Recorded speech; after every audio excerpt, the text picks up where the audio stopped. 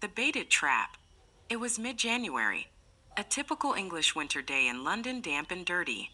Poirot and I were sitting in two chairs well drawn up to the fire. I was aware of my friend looking at me with a quizzical smile, the meaning of which I could not fathom. "A penny for your thoughts," I said lightly. "I was thinking, my friend, that at midsummer when you first arrived, you told me that you proposed to be in this country for a couple of months only." "Did I say that?" I asked rather awkwardly. "I don't remember." Poirot's smile broadened. "You did, mon ami. Since then you have changed your plan, is it not so?" Yes, I have." "And why is that?" "Dash it all, Poirot, you don't think I'm going to leave you all alone when you're up against a thing like the Big Four, do you?" Poirot nodded gently. "Just as I thought. You are a staunch friend, Hastings. It is to serve me that you remain on here. And your wife, little Cinderella as you call her, what does she say?" "I haven't gone into details, of course, but she understands. She'd be the last one to wish me to turn my back on a pal." "Yes, yes, she too is a loyal friend. But it is going to be a long business, perhaps." I nodded, rather discouraged. 6 months already, I mused. And where are we? You know, Poirot, I can't help thinking that we ought to do something. Always so energetic, Hastings. And what precisely would you have me do? This was somewhat of a poser, but I was not going to withdraw from my position. "We ought to take the offensive," I urged. "What have we done all this time?" "More than you think, my friend.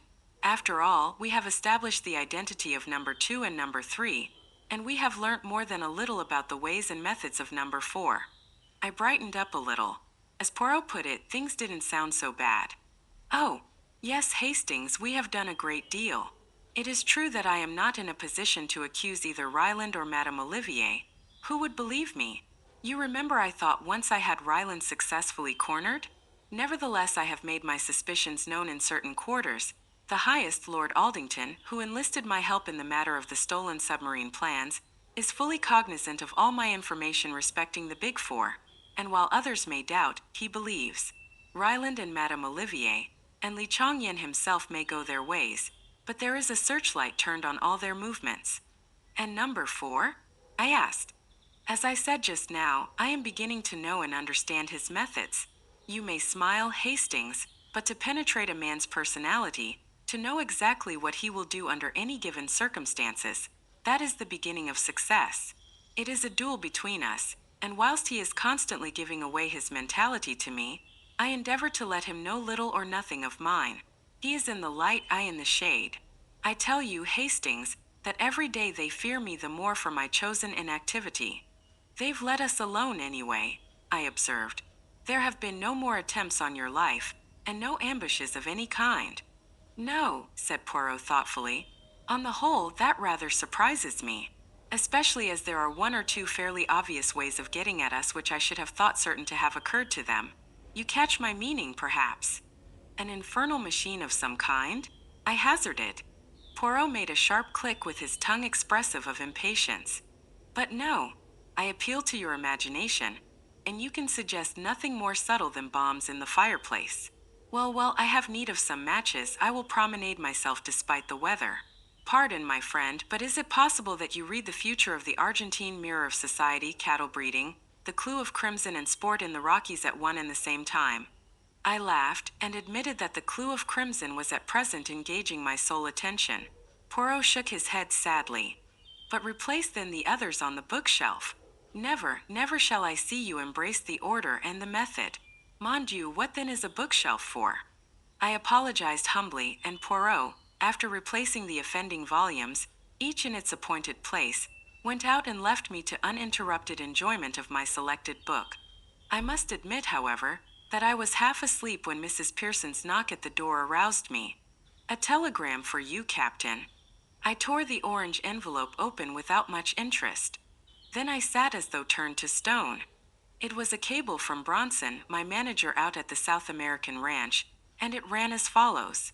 "Mrs. Hastings disappeared yesterday. Feared been kidnapped by some gang calling itself Big Four. Cable instructions have notified police but no clue as yet. Bronson." I waved Mrs. Pearson out of the room, and sat as though stunned, reading the words over and over again. Cinderella, kidnapped. In the hands of the infamous Big Four. God, what could I do? Poirot. I must have Poirot. He would advise me. He would checkmate them somehow. In a few minutes now, he would be back. I must wait patiently until then. But Cinderella. In the hands of the Big Four.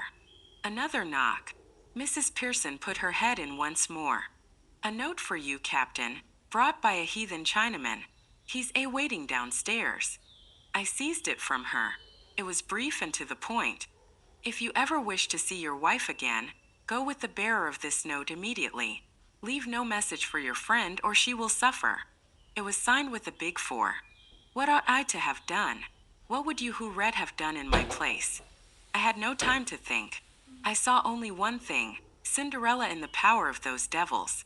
I must obey. I dare not risk a hair of her head. I must go with this Chinaman and follow whither he led.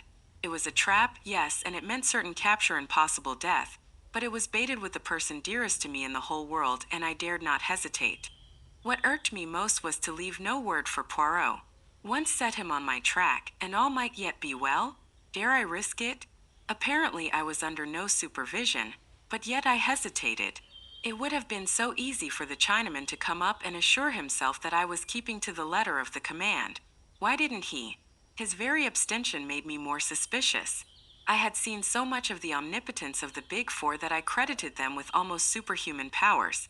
For all I know, even the little bedraggled servant girl might be one of their agents. No, I dared not risk it. But one thing I could do, leave the telegram. He would know then that Cinderella had disappeared, and who was responsible for her disappearance. All this passed through my head in less time than it takes to tell, and I had clapped my hat on my head and was descending the stairs to where my guide waited, in a little over a minute. The bearer of the message was a tall, impassive Chinaman, neatly but rather shabbily dressed. He bowed and spoke to me. His English was perfect, but he spoke with a slight sing-song intonation. You Captain Hastings? Yes, I said. You give me note, please. I had foreseen the request, and handed him over the scrap of paper without a word. But that was not all. You have telegram today, yes? Come along just now? From South America, yes. I realized anew the excellence of their espionage system, or it might have been a shrewd guess. Bronson was bound to cable me. They would wait until the cable was delivered and would strike hard upon it. No good could come of denying what was palpably true. Yes, I said. I did get a telegram. You fetch him, yes? Fetch him now. I ground my teeth, but what could I do? I ran upstairs again. As I did so, I thought of confiding in Mrs. Pearson, at any rate as far as Cinderella's disappearance went. She was on the landing, but close behind her was the little maidservant, and I hesitated. If she was a spy, the words of the note danced before my eyes. She will suffer. I passed into the sitting room without speaking. I took up the telegram and was about to pass out again when an idea struck me. Could I not leave some sign which would mean nothing to my enemies but which Poirot himself would find significant? I hurried across to the bookcase and tumbled out 4 books onto the floor. No fear of Poirot's not seeing them. They would outrage his eyes immediately, and coming on top of his little lecture, surely he would find them unusual. Next I put a shovelful of coal on the fire and managed to spill 4 knobs into the grate. I had done all I could. Pray heaven Poirot would read the sign aright. I hurried down again. The Chinaman took the telegram from me, read it, then placed it in his pocket and with a nod beckoned me to follow him. It was a long weary march that he led me. Once we took a bus and once we went for some considerable way in a train, and always our route led us steadily eastward.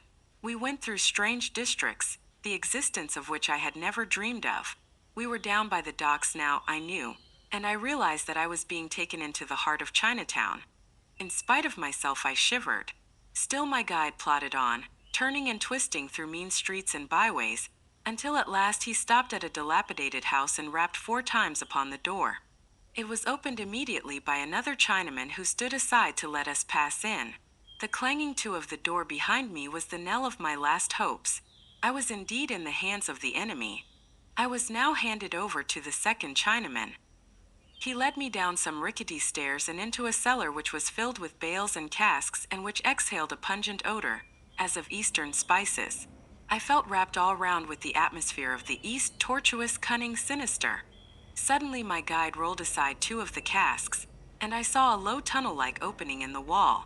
He motioned me to go ahead. The tunnel was of some length, and it was just too low for me to stand upright. At last, however, it broadened out into a passage, and a few minutes later we stood in another cellar. My Chinaman went forward and rapped 4 times on one of the walls. A whole section of the wall swung out, leaving a narrow doorway. I passed through, and to my utter astonishment found myself in a kind of Arabian Nights palace, a low, long subterranean chamber hung with rich oriental silks, brilliantly lighted and fragrant with perfumes and spices.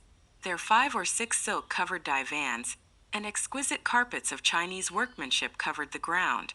At the end of the room was a curtained recess. From behind these curtains came a voice. "You have brought our honored guest?" "Excellency, he is here," replied my guide. "Let our guest enter," was the answer. At the same moment, the curtains were drawn aside by an unseen hand, and I was facing an immense cushioned divan on which sat a tall, thin Oriental dressed in wonderfully embroidered robes, and clearly, by the length of his finger-nails, a great man. "Be seated, I pray you, Captain Hastings," he said, with a wave of his hand. "You acceded to my request to come immediately, I am glad to see." "Who are you?" I asked. "Li Chong Yen." "Indeed no, I am but the humblest of the master's servants. I carry out his behests, that is all, as do other of his servants in other countries, in South America, for instance." I advanced a step. "Where is she? What have you done with her out there?" "She is in a place of safety where none will find her. As yet she is unharmed. You observe that I say, as yet." Cold shivers ran down my spine as I confronted this smiling devil. "What do you want?" I cried. "Money. My dear Captain Hastings, we have no designs on your small savings, I can assure you. Not, pardon me, a very intelligent suggestion on your part. Your colleague would not have made it, I fancy." "I suppose," I said heavily, "you wanted to get me into your toils. Well, you have succeeded. I have come here with my eyes open. Do what you like with me and let her go. She knows nothing, and she can be no possible use to you. You've used her to get hold of me. You've got me all right, and that settles it." The smiling Oriental caressed his smooth cheek, watching me obliquely out of his narrow eyes. "You go too fast," he said purringly. "That does not quite settle it. In fact, to get hold of you, as you express it, is not really our objective. But through you, we hope to get hold of your friend M. Hercule Poirot." "I'm afraid you won't do that," I said with a short laugh. "What I suggest is this," continued the other, his words running on as though he had not heard me. "You will write M. Hercule Poirot a letter, such a letter as will induce him to hasten hither and join you." "I shall do no such thing," I said angrily. "The consequences of refusal will be disagreeable." "Damn your consequences. The alternative might be death." A nasty shiver ran down my spine, but I endeavored to put a bold face upon it. "It's no good threatening me and bullying me. Keep your threats for Chinese cowards." "My threats are very real ones, Captain Hastings. I ask you again, will you write this letter?" "I will not, and what's more, you daren't kill me. You'd have the police on your tracks in no time." My interlocutor clapped his hands swiftly.